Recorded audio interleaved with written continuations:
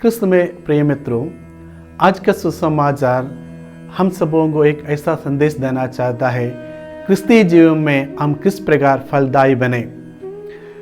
उत्पत्ति ग्रंथ के अध्याय 1 26वां वाक्य में हम पढ़ते हैं, ईश्वर अपने प्रतिरूप और छाया में मनुष्य की सृष्टि की।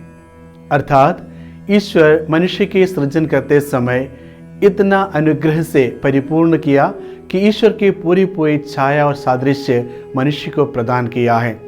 और इस प्रकार हम देखते हैं पुराने विधान के हर एक महान व्यक्तियों के जीवन में ईश्वर उनके साथ एक विधान की स्थापना करते हैं। अर्थात प्रभु कहते हैं, तुम मेरी प्रजा हो और मैं तुम्हारा ईश्वर। इस प्रकार ईश्वर हर एक व्यक्ति को, हर एक ईसाई को बुलाते समय उसके जीवन से कुछ प्रतिफल, उसके जीवन से कुछ फल उत्पन्न करने का आग्रह करता है। आज के सुसमाचार के इस दृष्टांत के माध्यम से प्रभु कहना चाहते हैं कि मनुष्य को जब सब प्रकार के वरदानों से विभूषित करते समय और उनके रक्षा योजना में बुलाते समय उन्हें किस प्रकार का फल उत्पन्न करना है। हम सुसमाचार में देखते हैं कि सबसे पहले डाकभारी के मालिक अपने सेवकों को उसका फल का हिस्सा वसूल करने के लिए भेजता है, लेकिन उसके साथ बुरा बर्ताव करता है। उसके बाद अधिक सेवकों को फल का वसूल करने के लिए भेजता है, लेकिन उन्हें भी वे मारते हैं, कुछ लोगों को मार डालते हैं। और अंत में ईश्वर ने चाहा अपने प्रिय पुत्र को उनके बीच भेज दे ताकि उनका आदर सम्मान करे और पूर्ण रूप से फसल का हिस्सा उन्हें प्रदान करें। लेकिन मनुष्य के दुराग्रह के कारण, डाकभारी के कारिंदों के दुराग्रह के कारण वे ईश्वर के पुत्र को मार डालता है और डाकभारी के बाहर फेंक देता है। इस प्रकार ईश्वर के द्वारा दिए गए सभी वरदानों का दुरुपयोग करते हुए ईश्वर की आज्ञा का उल्लंघन करता है मनुष्य।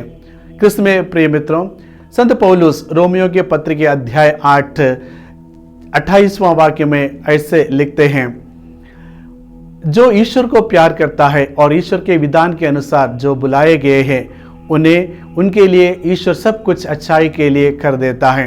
और ईश्वर जिनको आगे हम पढ़ते हैं, ईश्वर जिन्हें बुलाता है उन्हें पाप मुक्त करता है, जिन्हें पाप मुक्त करता है उन्हें महिमान्वित करता है।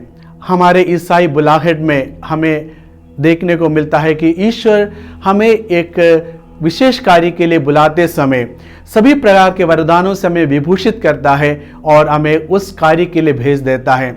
हमें इसका प्रत्युत्तर में प्रभु के प्रति हम वफादार बने रहना है और ईमानदार बने रहना है और समय समय पर फल उत्पन्न करता है। आज के सुसमाचार में हम देखते हैं कि ईश्वर की सारी योजनाओं को भंग करते हुए मनुष्य के दुराग्रह के कारण वो ईश्वर की आज्ञा भंग करता है, ईश्वर के अनुग्रह से वंचित रह जाता है। प्रिय मित्रों, आज के सुसमाचार से प्रेरणा पाकर हम यही प्रण लें कि हम अपने जीवन में ईश्वर के बुलाहट को पूर्ण रूप से स्वीकार करें और ईश्वर की इच्छा के अनुसार समय समय पर फल उत्पन्न करने के लिए, समय समय पर उचित फल उत्पन्न करने के लिए हम हमेशा तत्पर रहे और प्रयास करते रहे। ईश्वर की आशीष हमारे साथ सदा बने रहे। पिता और पुत्र और पवित्र आत्मा के नाम पर